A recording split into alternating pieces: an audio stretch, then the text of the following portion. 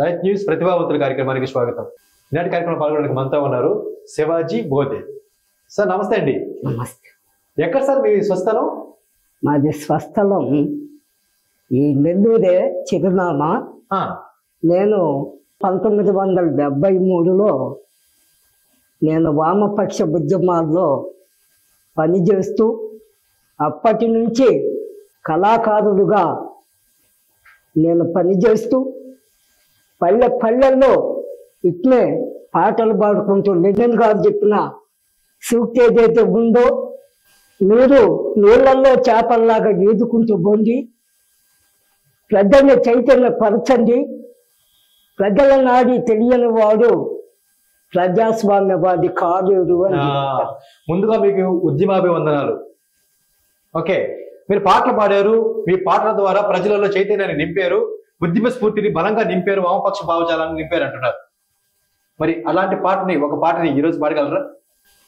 యానాది తెగ పోడయే అండాలేనోడా, ఎన్నాళ్ళు ఏడుస్తావురో ఓ యానాదన్న, ఎదురు తిరిగి బతక నేర్వరో ఓ యానాదన్న, పిరికి వాడిలాగా నీవు ఎన్నాళ్ళు ఉన్నావు, ఎలకలాగా బొర్రెల్లో ఎన్నాళ్ళు ఉన్నావు, ఎలుక బ్రతుకు మన కొద్దురో ఓ యానాదన్న, ఏడులాగా పంగాలిరో ఓ యానాదన్న, యానాది తెగ పోడయే అండాలేనోడ, ఎన్నాళ్ళు ఏడుస్తావురో ఓ యానాదన్న, ఎదురు తిరిగి బ్రతక నేర్వరో ఓ యానాదన్న, ఓ రౌతల పొలం గట్ల లక్క పిలక గుడిసెలల్లో చేప పిల్ల పాము పిల్ల పట్టి బ్రతుకుతుంటావు, నీ బిడ్డకు చదువు లేదురో ఓ యానాదన్న, నీకు సెంటు భూమి లేదురో ఓ యానాదన్న, యానాది తెగ పోడజే అండాలేనోడ, ఎన్నాళ్ళు ఏడుస్తావురో ఓ యానాదన్న, ఎదురు తిరిగి బతక నేర్వరో ఓ యానాదన్న, నీళ్ళల్లో చేపలాగా మెలిగినట్టి పేదోడ, పాముల్లో పాములాగా మెలిగినట్టి మనగాడ, పాము బ్రతుకు మనకొద్దురో ఓ యానాదన్న, పాములాగా పనిచేస్తారో ఓ యానాదన్న, నీ పిరికితనం చూసి చూసి భూస్వాములు పథకమేసి తన్ని తరుముతుండ్రు, భూములన్నీ గుంజుతుండ్రు, పారిపోతే సుఖం లేదురో ఓ యానాదన్న, రొమ్ము ఇరిసి ఎదురు నిలవరో ఓ యానాదన్న, యానాది తెగ పోడజే అండాలేనోడ, ఎన్నాళ్ళు ఏడుస్తావురో ఓ యానాదన్న, ఎదురు తిరిగి బ్రతక నేర్వరో ఓ యానాదన్న. ఎక్సలెంట్ సార్, చాలా చక్కగా పాడారండి. నిజమండి, గురు చూసి ఈటిని విసిరాలంటే యనాది బిడ్డని మించిన వీరుడు ఇంకొకరు ఉండరు. బాణం చక్కగా వేసి కొట్టాలన్నా గిరిజన బిడ్డని మించిన వీరుడు మరొకరు ఉండరు. అలాంటి వ్యక్తి రొమ్ము విరవాల్సిన సమయంలో మెన్నాగులు సైతం ఒడిసి పట్టేటువంటి కెపాసిటీ, అంత ధైర్యం ఉన్నవాడే యానాది బిడ్డ. మరి ఎందుకు ఈ విధంగా స్వతంత్రం వచ్చి 75 సంవత్సరాలు దాటినప్పటికి కూడా వాళ్ళ జీవితాల్లో ఇంకా ఎందుకు వెలుగులు రాలేదంటారు సార్? అధికారం లేని జాతులు అంతరించి పోతాయి అంటారు డాక్టర్ బాబాసాహెబ్ అంబేద్కర్. అధికారం 15% లేనటువంటి, నేను అగ్ర కులాలకు వ్యతిరేకం కాదు, వాళ్ళ ఆధిపత్యానికి వ్యతిరేకం. ఆ 15% ఉన్నటువంటి ఆధిపత్య కులాల వల్ల ఈ రోజు ఏమి అభివృద్ధి జరగలేదు. అయితే భూముల మొత్తం కూడా వాళ్ళ చేతుల్లో ఉంది, సంపద వాళ్ళ చేతుల్లో ఉంది. అందువల్ల ఆ సంపద ఆ భూములు దక్కాలంటే అది బహుజన రాజ్యం రావాలి. కాన్సీరామ్ ఒకే మాట చెప్పాడు, సారా నీళ్లకు అన్నం పొట్లాలకు ఆశపడి మనవిగానటువంటి జెండాను మోస్తున్నంత కాలం మీరు బానిసలనే విషయాన్ని మరిచిపోబాకండి అని చెప్పారు.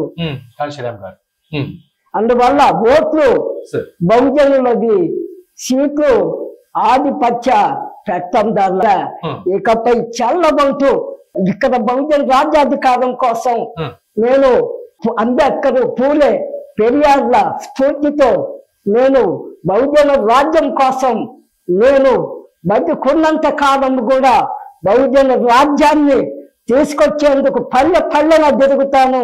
అందులో 1947 ఆగస్టు 15వ తేదీ తెల్లదొరల చేతుల్లో నుంచి నల్లదొరలకు అధికార మార్పిడి మాత్రమే జరిగింది. పూర్తి స్వాతంత్రం రాలా. మనకి స్వాతంత్రం వచ్చి 76 సంవత్సరాలు స్వాతంత్రం రాలా.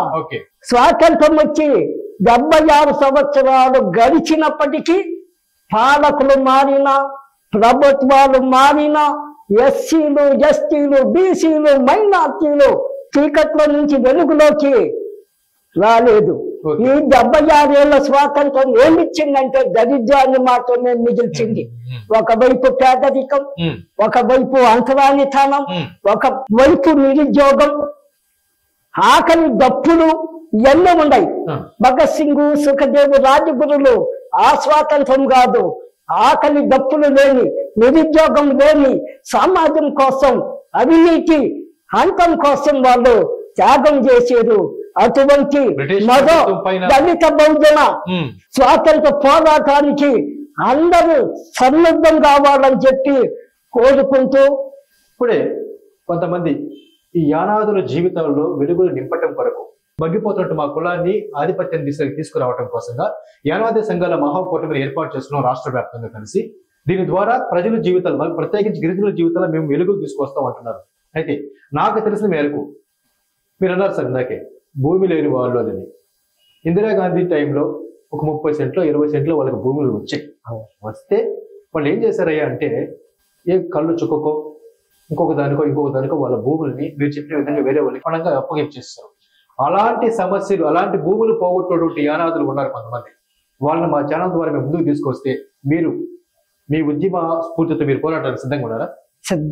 సిద్ధమా? సిద్ధం.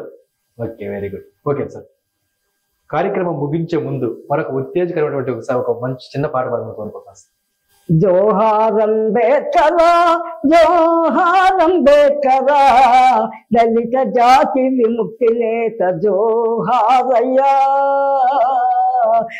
సమాజ తత్వవేత్త జోహారయ్యా, గౌతమ బుద్ధుని మార్గం వీడనంటివి, సాటి మనిషి విలువను చాటి చెప్పితివి, ప్రకృతిలో ప్రాణులన్నీ సమం అంటివి, దళిత ప్రాణి కొరకు నీవు దండు గడిచివా, నీవు ప్రాణమిస్తివా, జోహారం బేకరా, జోహారం బేకరా, దళిత జాతి విముక్తి నేత జోహారయ్యా, సమాజ తత్వవేత్త జోహారయ్యా, జ్యోతిరావు పూలే నా గురువు అంటివి, పూలే పోరాట బాట నుంచుకుంటివి, దాన్ని అమలు చేస్తివి, ఇందుకోడు బిల్లు అనే పదం చేస్తివి, అది స్త్రీలకిస్తివి,